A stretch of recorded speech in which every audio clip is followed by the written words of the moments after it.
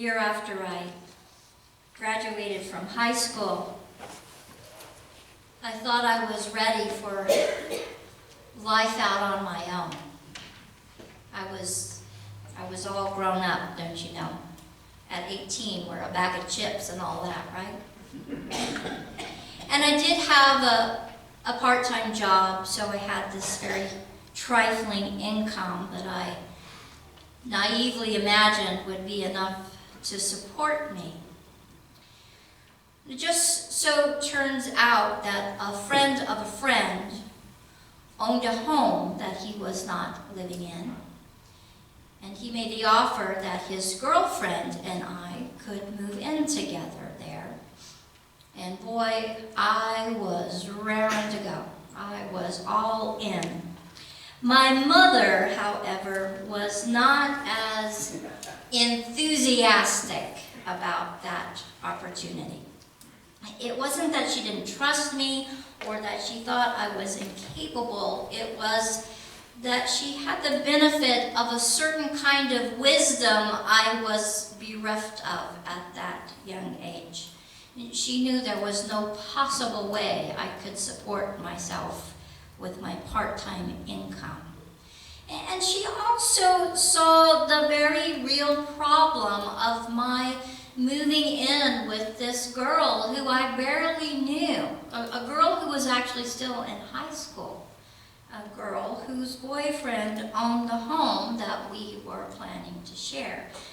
But when Mom advised me to carefully reconsider and rethink the situation, I thought she was just being petty. I thought she was being mean and unreasonable, but no matter.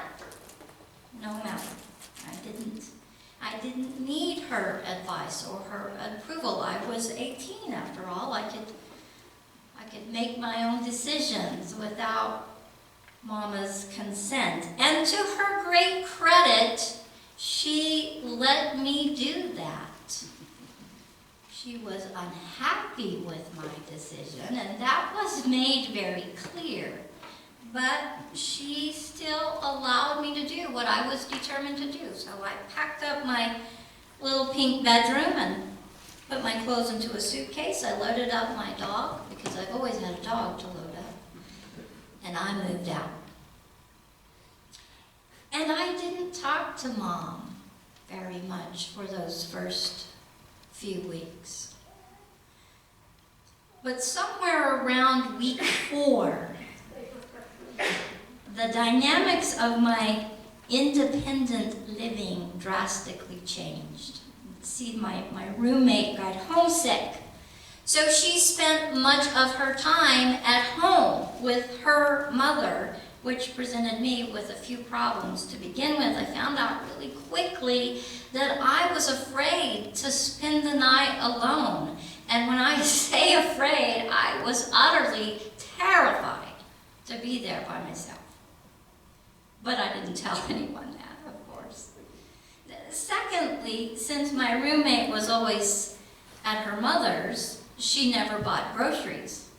But when she did come home, she ate my food. And it wasn't that I was selfish, it was just that, guess what? My money wasn't stretching out quite as far as I thought that my money would. And two, since she was not ever there and I was there all the time, her boyfriend, the owner of the house, remember, he decided that I should pay the larger portion of the electric bill. I was scandalized, not to mention very broke, but I also was too afraid to turn the lights out at night, so it was kind of my own problem. I was in tears the afternoon that I finally gave in and called my mom. And I told her all of the horrors of my living situation. I was scared, I was running out of food, I was broke, and I was lonesome, quite frankly. And she listened quietly to all my complaints. Then gently and lovingly, without a single hint of "I told you so," or any any semblance of malice, she kindly said to me, "Why don't you just come home?" It's not exactly a prodigal daughter story. I know that. I didn't spend all of my parents' fortune, and I didn't leave angry siblings behind. I didn't end up eating pig slop, but I can still relate to that welcomed and wanted prodigal son. When I read that part in his story about the father rushing out to the road to scoop him up, remember that part? Every time I read that, I remember Mother's very gentle words to me and how she offered me love and a place of belonging with the kind of generosity that I have never been able to repay her for. Not that she expected me to. This passage from Hosea that we just looked at about the nation of early Israel, it's the story of every child who tests those waters of independence. And we've all been there, right? We've all been there. It's a necessary part of becoming an adult. We have to know what it means to be our own person. We have to discover the limitations and the boundaries for ourselves and of ourselves. And sometimes we make wise choices to that end, and so growing up is relatively painless. But other times our story is much more reminiscent of ancient Israel's recklessness. So Hosea here reminds us of how problematic it is to grow older and yet not mature with our age. But not only is this text a reminder to the rebellious child in each of us, but it's also a reflection on the nurturing God who watches over us in our rebellion. The very God who has born us for relationship and who lovingly waits for us to enter into that union. Every time I read this text, I'm reminded of a picture that was always stuck in my grandmother's photo album, and oh, how I wish I could have a copy to share with you this morning. It's a precious image of my aunt when she was a young woman. She's bending down over her newly adopted son. His hands are wrapped around her fingers, and they are both smiling from ear to ear as they look up at the camera. She's helping him to take his first very wobbly steps. Just like my aunt's little boy, Israel was an adopted people. They were adopted by God to be the sons and the daughter of God's inherited grace. God taught them how to walk, so to speak, how to balance themselves out in the world as they wrapped their hands around righteousness and followed in the path of God's goodness and God's mercy. You and I are adopted children too, according to the Apostle Paul. He wrote in his letters to the Romans that the Spirit of God that dwells within us is proof that we are children of God. In Ephesians, we read that God in Christ has predestined humanity for adoption. So we also take our first steps of spiritual maturity and holy grace as we accept that relationship that we've been created for. And then we can lean back into the embrace of our divine parent and follow the gentle, nurturing guidance of that love. For most of us, it's familiar to talk about God as our holy parent. We easily use words like adoption and family. We use images of mother and father to refer to our Lord. I can tell that story of my own mother and relate it to the way that God has always welcomed me into God's presence, no matter how rebellious I have been, no matter how long I've been away, or regardless of the circumstance in which I moved out into my own egocentric space.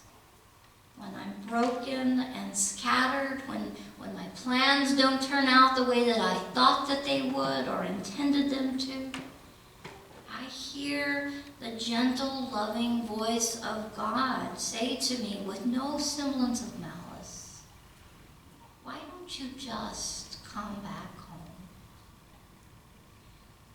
When we read passages like the one from Hosea, we easily picture the image of a young mother teaching her son to walk, or holding her infant up to her cheek. We can see a mother refusing to give up on a rebellious child and straining to turn that child back around through relentless love and tender caring. I perfectly understand the nurturing nature of holy God, because it was, and quite frankly still is, so perfectly demonstrated to me in my own mother.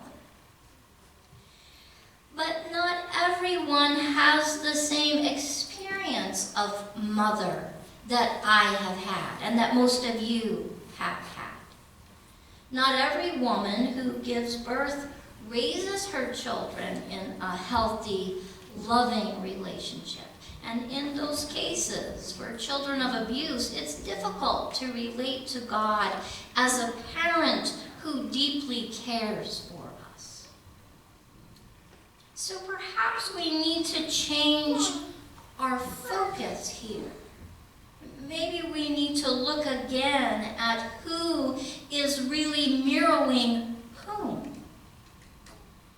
What I want to convey this morning is that the biblical images of God as a parent should start with God and end with us, not the other way around.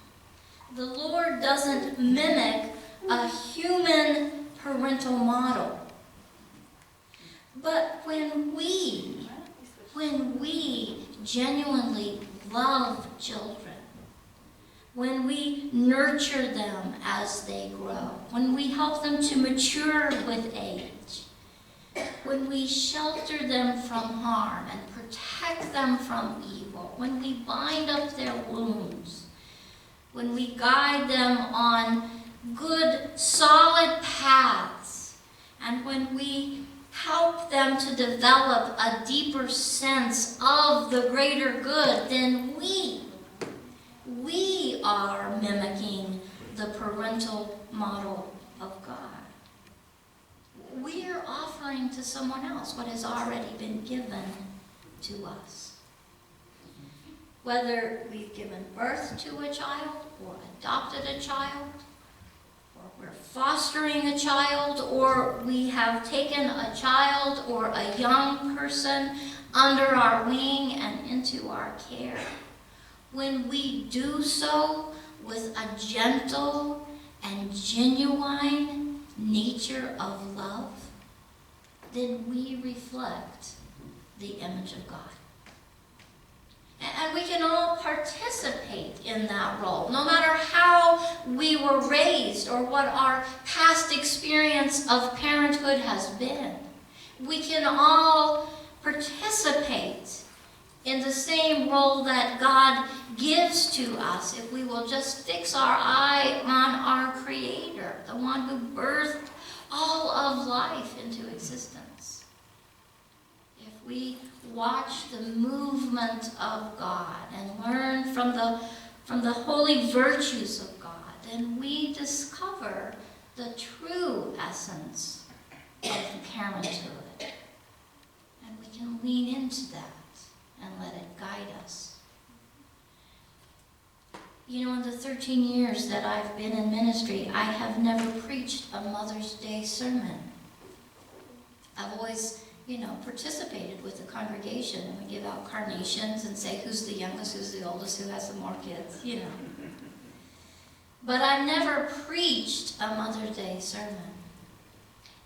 But this week, as I thought about my relationship with my mom and how it has so often been reflective of my experience with God, I suddenly felt very urged to say a word from the pulpit. And what I want to say is a word of celebration for all of those women in our lives who have looked into the image of God and then used what they saw there to care for us and to grow us up in a mature and responsible way. How wonderful, church, that we have been blessed by such inspiring individuals in whatever walk of life that we've met them. But how much more precious even still is our God who gives us this example in the first place. The example of a holy parent, the model of sacred nurture, the divine image of eternal love. Thanks be to God for all of the women who have mothered us. And thanks be to God, our holy and gracious parent, for all of God's indescribable